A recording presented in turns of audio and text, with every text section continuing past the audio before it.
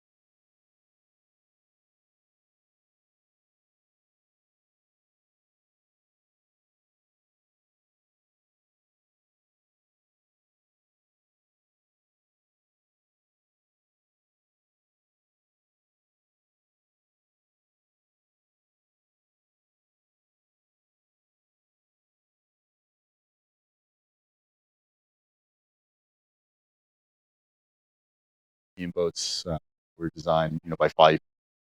They all hoist topsail spars on starboard tack, which I would think, in a racing situation, if you have to drop, you'd like to have rights. But and so upwind, I think we kind of break even around 12 or 14 knots with this jackyard up. Anything above that, it's kind of just inducing heel and drag. We can live with it because it's decent. It helps us reaching. Running, I think it's probably a similar crossover where with an asymmetrical kite, it does block it. Essentially, it's inducing like a fractional rig setup, so you get a bit of blanketing on the head of your kite. So for us, when we're picking, if we're going jackyard, no jackyard, it is a bit of a commitment for the day, but it has a lot to do with the course. And we typically race coastal. So trying to, work through the NORs, the SIs to really kind of see where they're gonna put us. And then as far as head sails are concerned, we'll start from the light and go heavy. Kind of our light air configuration currently is good to about 8 knots, 8 to 10, and that would be a full luff on the outer forestay, kind of 100% jib. And then from there, we'll look into going to a double head rig, which would be a staysail, and then number 2 jib top, which is probably 40% of the outer forestay and its luff. And that ends up 2/3 of the way up. From there, we'll likely transition into a number 3 jib top as the breeze builds, and that next kind of cutoff is around 14 knots. And the number 3 is just an easier transition, going from the 2 to the 3 jib top, then swapping out a staysail. The next kind of increment in all of that would be going to a heavy staysail in the number 3, and that we start looking at 16 plus. And real breeze will just be main and heavy staysail. Heel is huge. I think we really do try to focus the acceleration and balance of the boat based on heel is a great input. Seems to work really well for the helmsman, and is an easy point for the gang to communicate on. But that being said, it's such a main dominantly powered boat. If you look at our relative J measurement to the size of the main, so the main's being played constantly, and we also, as a result, being such a short J and having an inner and outer forestay, everything gets paired up really, really close, and so all your leach profiles kind of land on top of each other. So as soon as the main goes out, jib top has to go out, staysail has to go out. And so it's a lot of communication. To some degree, in the barrel race, you drive the boat with the main, so you can pull on the tiller as hard as you want, and until you ease the main, the boat's not turning at all. But that being said, on really powered up reaches, we have had 2 people on the tiller. Some big runs in Saint-Tropez, where you can have the bits of the Mistral kicking through. We'll get 2 folks on there, but generally we try and set the boat up so she's balanced, and try not to put the brakes on. I think it's really part of the wear and tear, and I think that, from my perspective, comes from the top down, and the vision of the gentlemen who are, the current stewards. They want to race the boat, and they want to go fast, and there's, certain compromises and sacrifices you have to make to do so. That being said, we ask everyone to be, respectful, and if you can do it without trashing it, let's go in that direction. But no, she's a race boat, and that's what she was built to do. Yeah, so I think it's there's a piece where the circuit in Europe and the competition suits Spartan very well. There's quite a few other gaff sloops, more or less similar size range. So, for us, we feel like we can get on the course and race close to apples. Whereas here in the States, we're a bit of a black sheep and really enjoy the venues here. I think it's difficult to beat racing here in Narragansett Bay or up at Penobscot Bay in Maine, even out in Nantucket. You know, it's really, really amazing. But for us, you know, I feel like to some degree we're racing ourselves. And so I think for the team to continue to push, it's really good to have competition on the water.